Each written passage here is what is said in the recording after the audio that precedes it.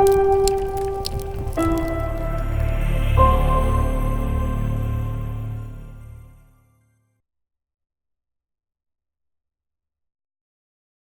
into PFF TV. Cam Mellor, Shannon Ford. All of this is brought to you by Eckrich, the official smoked sausage and deli meat of the college football playoff. You could win $1 million by signing up at EckrichFootball.com. So today we are talking about trench warfare, offensive and defensive line. We're halfway through the season, the college football season, of course.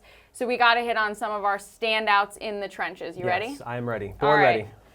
Let's talk Josh Jones out of Houston. Start right there. Yeah, Houston. It's a team that's we've seen them go from highly thought after to start the season. De'Aaron King grabs a red shirt. We'll see if he actually suits up as a Cougar next year. One thing, though, for certain, Josh Jones, the highest graded player on the team in 4 of 5 games so far.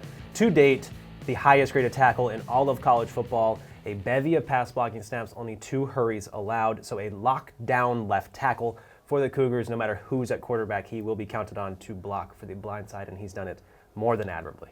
You know who Justin Herbert loves in Oregon? I could guess. You want to guess? I could guess. Penei Sewell?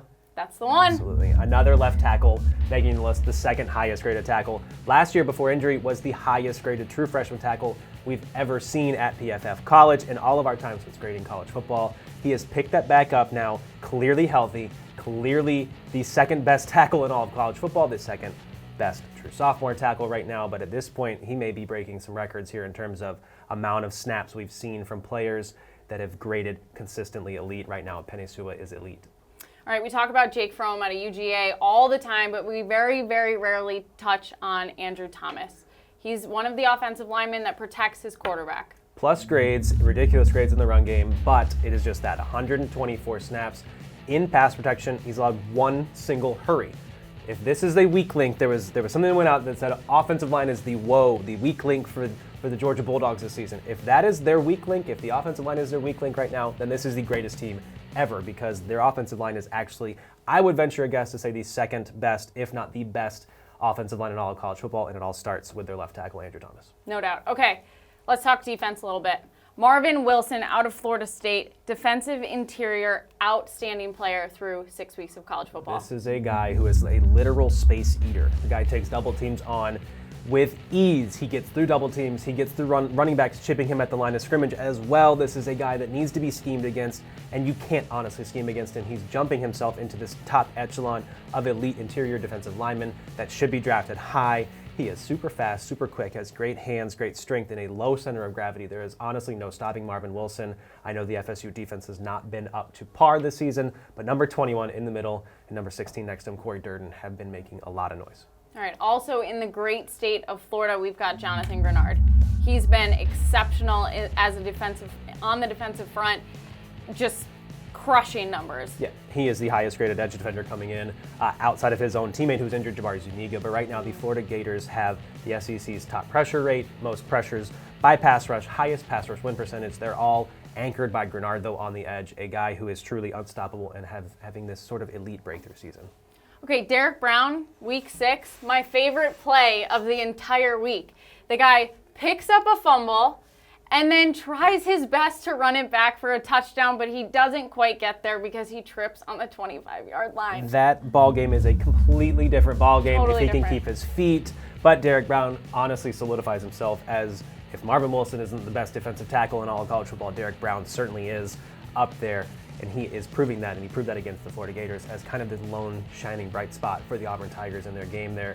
A lot of quarterback pressures, a lot of defensive stops, very few missed tackles, a guy who truly does it all along the interior. No doubt. If he could lose a little weight and become a running back, I think we'd have something there. He'd have a That's future. not his job. He'd have a future, a little bit better balance skills. But No doubt. Okay, we cannot leave the offensive and defensive line conversation without talking about Chase Young. He's on the Heisman watch. He's the only defenseman on the Heisman watch. And in week 6, he really looked a little bit like Aaron Donald to me, where he's putting up hurries, he's putting up pressures. They really focused on him at Michigan State to not allow a sack. He did get a sack, despite the pressure that he faced against their offensive line. But, I mean, the guy just...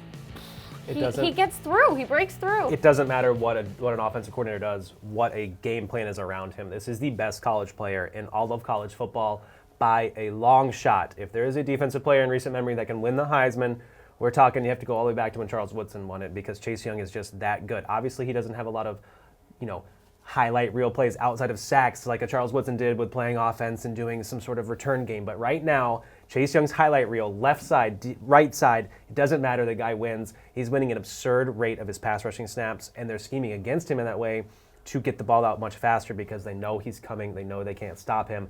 And this is probably the most feared pass rusher that we've ever seen in all of college football in our time grading. No doubt. And we know here at PFF that sacks are not necessarily indicative of overall performance, which is why we grade so many other things. So many other things. And he led the nation last year, and right now he's looking like he's going to do it again.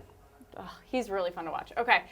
So that wraps up our trench warfare segment. Of course, all of this is brought to you by our friends at Eckrich. Don't forget to head to EckrichFootball.com and sign up for the $1 Million Challenge. It's a chance to win $1 million. You can also click the link in our description to sign up. It's all right there. You're going to want to be a part of it, maybe see some of these guys when you go to throw for $1 million. National championship. Heck yeah. All right, we're signing off. He's Cam Mellor. I'm Shannon Ford. We'll see you later.